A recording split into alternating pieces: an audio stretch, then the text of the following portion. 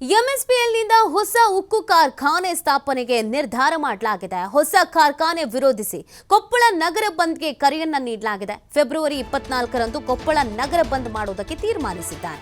ಬಂದ್ಗೆ ವಿರೋಧ ವ್ಯಕ್ತಪಡಿಸಿರುವಂತಹ ದಲಿತ ಸಂಘಟನೆಗಳು ಕಾರ್ಖಾನೆಯನ್ನು ಪ್ರಾರಂಭಿಸಿ ಉದ್ಯೋಗವನ್ನು ಕಲ್ಪಿಸಿ ಅಂತ ಹೋರಾಟ ಮಾಡ್ತಾ ಇದ್ದಾರೆ.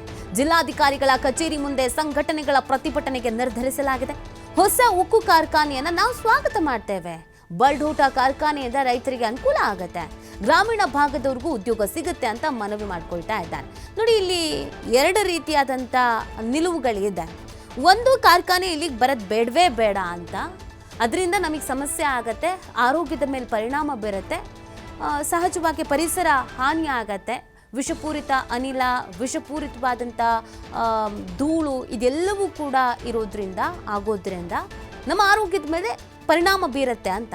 ಇನ್ನೊಂದು ಕಡೆಯಲ್ಲಿ ಇಲ್ಲಿ ಕಾರ್ಖಾನೆ ನಿರ್ಮಾಣ ಆಗಬೇಕು, ಕಾರ್ಖಾನೆ ನಿರ್ಮಾಣಕ್ಕೆ ನಾವು ಸ್ವಾಗತ ಮಾಡ್ತೀವಿ ಅಂತ ಹೇಳ್ತಾ ಇದ್ದಾರೆ. ಯಾಕೆ ಅಂತ ಅಂದರೆ, ನಮಗಿದ್ರಿಂದ ಅನುಕೂಲ ಆಗತ್ತೆ, ಕೆಲಸ ಅನ್ನೋದು ಸಿಗತ್ತೆ ಅನ್ನೋದು ಅವರ ನಿಲುವಾಗಿದೆ.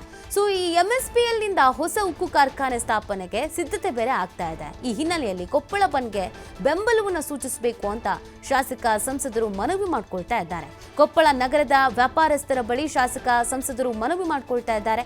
ಕರಪತ್ರ ಕೊಡುವ ಮೂಲಕ ಸ್ವಯಂ ಪ್ರೇರಣೆ ಬಂದ್ಗೆ ಬೆಂಬಲವನ್ನು ಸೂಚಿಸ್ತಾ ಇದ್ದಾರೆ.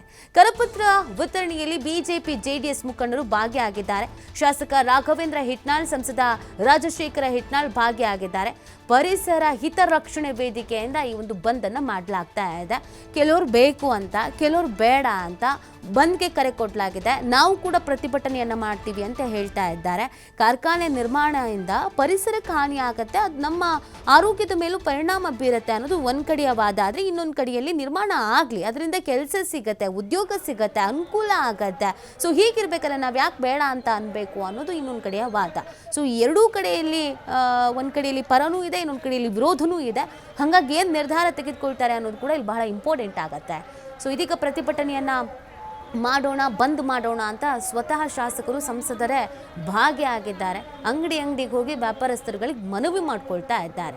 ಸೊ ಈ ಬಂದ್ ಸಕ್ಸಸ್ ಆಗುತ್ತೋ ಅಥವಾ ಇಲ್ಲ ಕಾರ್ಖಾನೆ ಬರಲಿ ಅಂತ ಪ್ರತಿಭಟನೆ ಮಾಡ್ತಾ ಇರಲ್ಲ ಅದು ಸಕ್ಸಸ್ ಆಗುತ್ತೋ, ಯಾರ ನಿಲುವಿಗೆ ಸಮ್ಮತಿ ಸಿಗುತ್ತೆ ಅನ್ನೋದು ನೋಡಬೇಕಾಗಿದೆ.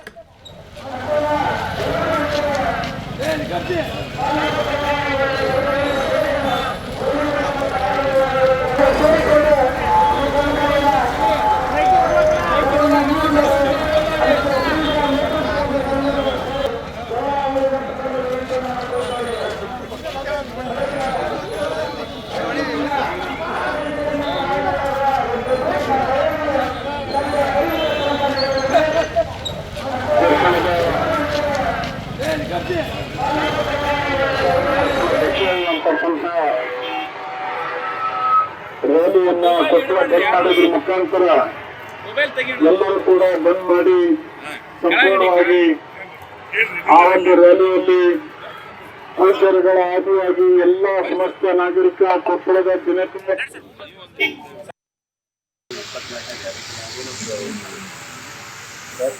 ಪ್ರತಿಭಟನೆಯನ್ನ ಸ್ವಾಮೀಜಿಯವರ ನೇತೃತ್ವದಲ್ಲಿ ಮಾಡಿಕೊಂಡಿದ್ದೀವಿ.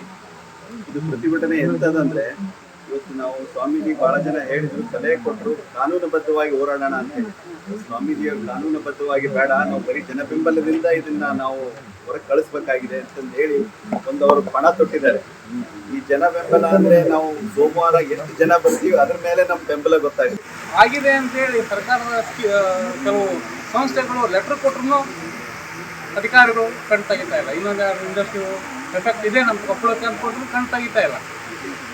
ಆದ್ದರಿಂದ ಈ ಹೋರಾಟಕ್ಕೆ ತಾವೆಲ್ಲರೂ ಸಹಕಾರ ಮಾಡಬೇಕು. ಈ ಹೋರಾಟವನ್ನು ಕೊಂಡ್ಕೊಂಡಂತ ತಾವೆಲ್ಲರೂ ಈಗ ಯಾರು ಅಧ್ಯಕ್ಷ ಇಲ್ಲ, ಸೆಕ್ರೆಟರಿ ಇಲ್ಲ, ಏನಿಲ್ಲ, ಎಲ್ಲರೂ ತಾವು ಅದಕ್ಕೆ ಭಾಗಿಯಾಗಿದ್ದೀರಿ. ಇದು ನಮ್ಮದು, ಇದು ನಂದು, ಇದು ನಮ್ಮ ಮನೆಯದು ಅಂತ ಎಲ್ಲರೂ ಭಾಗವಹಿಸಿ. ಇವಾಗ ಮತ್ತಷ್ಟು ಮಾಹಿತಿಯನ್ನು ನೀಡ್ತಾರೆ ನಮ್ಮ ಪ್ರತಿನಿಧಿ ನಾಗರಾಜ್. ಈಗ ಎರಡು ಥರದ ನಿಲುವು ಇದೆ. ಒಂದು, ಪರಿಸರ ಹಾಳಾಗುತ್ತೆ, ಆರೋಗ್ಯದ ಮೇಲೆ ಪರಿಣಾಮ ಬೀರುತ್ತೆ, ಬೇಡವೇ ಬೇಡ ಇಲ್ಲಿ ಕಾರ್ಖಾನೆ ಅಂತ. ಇನ್ನೊಂದು ಕಡೆಯಲ್ಲಿ ಕಾರ್ಖಾನೆ ಬಂದರೆ ನಮಗೆ ಕೆಲಸ ಸಿಗತ್ತೆ, ಉದ್ಯೋಗ ಸಿಗತ್ತೆ, ಅದರಿಂದ ಅನುಕೂಲ ಆಗತ್ತೆ ಅಂತ. ಈಗ ಪರ ಮತ್ತು ವಿರೋಧ ಎರಡೂ ನಿಲುವಿದ್ರೂ ಸಂಸದರು ಮತ್ತು ಶಾಸಕರು ಬೇಡ ಅನ್ನುವಂಥ ನಿರ್ಧಾರಕ್ಕೆ ಬಂದಿದ್ದಾರೆ. ಸೊ ಏನು ಬೆಳವಣಿಗೆ ಆಗಬಹುದು? ಯಾಕೆ ಗೊಂದಲ ಇದೆ? ಯಾಕೆ ಹೊಂದಾಣಿಕೆ ಅನ್ನೋದು ಇಲ್ಲ ಅಂತ? ನೀತಿ ಏನಂದ್ರೆ ಖಂಡಿತವೂ ಕೂಡ ಏನಂದ್ರೆ ಕೊಪ್ಪಳದ ತಾಲೂಕಿನಲ್ಲಿ ಬಹುತೇಕ ಸ್ಪಾಂಜ್ ಐರನ್ ಮತ್ತು ಕೆಲವೊಂದಿಷ್ಟು ಉಕ್ಕು ಕಾರ್ಖಾನೆ ಇರುವಂತದ್ದು.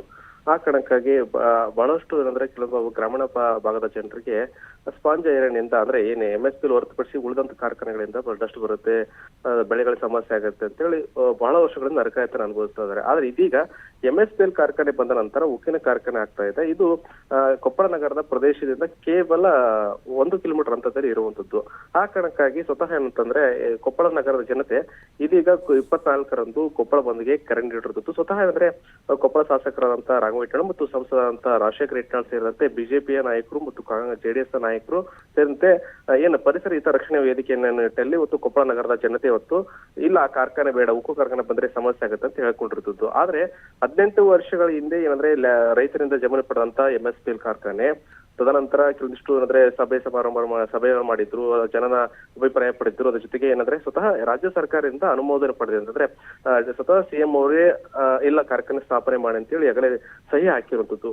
ಆದ್ರೆ ಇದೀಗ ಏನಂದ್ರೆ ಒಂದು ಕಡೆ ಏನಂದ್ರೆ ಇಲ್ಲ ಈ ಕಾರ್ಖಾನೆ ಬಂದ್ರೆ ಡಸ್ಟ್ ಬರುತ್ತೆ ಅಂತ ಹೇಳಿ ಸ್ವತಃ ಏನಂದ್ರೆ ಶಾಸಕರ ನೇತೃತ್ವದಲ್ಲಿ ಮತ್ತು ಗೌಸಿದ್ದೇಶ್ವರ ಮಹಾಸ್ವಾಮಿಗಳ ಒಂದು ನೇತೃತ್ವದಲ್ಲಿ 24ರಂದು ಕೊಪ್ಪಳ ಬಂದ್ಗೆ ಕರೆ ನೀಡಿರುವುದು. ಅದ್ರ ಜೊತೆಗೆ ಏನಂತಂದ್ರೆ ಈಗಾಗಲೇ ಅಂದ್ರೆ ಬಹಳಷ್ಟು 100 ಎಕರೆ ಜಮೀನನ್ನ ಏನಂದ್ರೆ ಕಾರ್ಖಾನೆ ನೀಡಿರುವಂತ ರೈತರಿಗೆ ಈಗಾಗಲೇ ಕಾರ್ಖಾನೆ ಏನಂದ್ರೆ ಈ ಹಿಂದೆ ಜಮೀನು ಪಡೆದಾಗ ಅವರಿಗೆ ಬಾಂಡ್ ನೀಡಿದೆ. ಅಂದ್ರೆ ನಿಮ್ಮ ಮನೆಯವರಿಗೆ ಕುಟುಂಬಸ್ಥರಿಗೆ ಖಂಡಿತವೂ ಕೂಡ ನಮ್ಮ ಕಾರ್ಖಾನೆಯಲ್ಲಿ ಪರ್ಮನೆಂಟ್ ಜಾಬ್ ಕೊಡ್ತೀವಿ ಅಂತೇಳಿ ಒಂದು ಬಾಂಡ್ ಅನ್ನು ನೀಡಿರುವಂತದ್ದು. ಇದು ಆ ಭಾಗದ ಏನಾದ್ರೆ ಜಮೀನು ನೀಡುವಂತ ರೈತರಿಗೆ ಹೊತ್ತು ಅಂದ್ರೆ ಕಾರ್ಖಾನೆ ಬಂದ್ರೆ ಖಂಡಿತವೂ ಕೂಡ ನಮ್ಮ ಮಕ್ಕಳಿಗೆ ಜಾಬ್ ಸಿಗುತ್ತೆ, ಅದು ಪರ್ಮನೆಂಟ್ ಜಾಬ್ ಸಿಗುತ್ತೆ. ಆ ಕಾರಣಕ್ಕಾಗಿ ಈಗ ಒಂದು ಕಾರ್ಖಾನೆ ಆಗ್ಬೇಕು, ಇಲ್ವಾದಲ್ಲಿ ನಮ್ಮ ಜಮೀನು ನಮ್ಗೆ ವಾಪಸ್ ಕೊಡಿ ಅಂತೇಳಿ ಒಂದು ಆಗ್ರಹ ಮಾಡ್ತಾ ಇದ್ದಾರೆ. ಅದ್ರ ಜೊತೆಗೆ ಏನಂತಂದ್ರೆ ಬಹಳಷ್ಟು ದಲಿತ ಪರ ಸಂಘಟನೆ ಇರ್ಬೋದು ಮತ್ತು ಆ ಭಾಗದ ಏನು ಜಮೀನು ನೀಡುವಂತ ರೈತರು ಆಗ್ರಹ ಏನಂತಂದ್ರೆ ನಮ್ಗೆ ಕಾರ್ಖಾನೆ ಆಗ್ಬೇಕು, ಆದ್ರೆ ಏನಂದ್ರೆ ನಮ್ಗೆ ಜಾಬ್ ಸಿಗುತ್ತೆ ಮತ್ತು ಉದ್ಯೋಗ ಅವಕಾಶ ಸಿಗುತ್ತೆ. ಅದ್ರ ಜೊತೆಗೆ ಏನಂತಂದ್ರೆ ಅವ್ರಿಗೆ ಒಂದು ಏನು ಭರವಸೆ ಕೊಟ್ಟಿದ್ದಾರೆ, ಯಾವುದೇ ರೀತಿಯಿಂದ ಡಸ್ಟ್ ಪೊಲ್ಯೂಷನ್ ಆಗದ ರೀತಿಯಲ್ಲಿ ಕಾರ್ಖಾನೆ ಸ್ಥಾಪನೆ ಮಾಡ್ತೀವಿ ಅಂತ ಹೇಳಿದ್ದಾರೆ. ಆ ಕಾರಣಕ್ಕಾಗಿ ಕಾರ್ಖಾನೆ ಬೇಕು ಅಂತಂದ್ರೆ. ಆದ್ರೆ ಈತ ಕಡೆ ಅಂತಂದ್ರೆ ನಗರ ಪ್ರದೇಶ ಜನರು ಮಾತ್ರ ಇಲ್ಲ ಕಾರ್ಖಾನೆ ಬಂದ್ರೆ ನಮ್ಗೆ ಡಸ್ಟ್ ಆಗುತ್ತೆ ಅಂತ ಹೇಳ್ತಾ ಇದ್ದಾರೆ. ಒಟ್ಟಾರೆ ಏನಂದ್ರೆ ಈಗಾಗಲೇ ರಾಜ್ಯ ಸರ್ಕಾರ ಅನುಮೋದನೆ ಕೊಟ್ಟಿರುವಂತದ್ದು ಮತ್ತು ಎಲ್ಲಾ ಪೊಲ್ಯೂಷನ್ ಬೋರ್ಡ್ ಇಂದ ಅವ್ರು ಕೂಡ ಅನುಮೋದನೆ MSPL ಅವರು ಎಲ್ಲವೂ ಪರ್ಮಿಷನ್ ತೆಗೆದುಕೊಂಡಿರುವಂತದ್ದು. ಕೇವಲ ಸ್ಥಾಪನೆ ಮಾತ್ರ ಅವಕಾಶ ಇರುವಂತದ್ದು. ಆದ್ರೆ ಇದಕ್ಕೆ ವಿರೋಧ ವ್ಯಕ್ತಪಡಿಸುವ ಹಿನ್ನೆಲೆಯಲ್ಲಿ ಮುಂದೆ ಯಾವ ರೀತಿ ಬೆಳವಣಿಗೆ ಆಗುತ್ತೆ ಅಂತ ಕಾದು ನೋಡ್ಬೇಕಾಗೋದು. ಥ್ಯಾಂಕ್ ಯು ನಾಗರಾಜ್ ತಮ್ಮೆಲ್ಲ ಡೀಟೇಲ್ಸ್ಗಾಗಿ.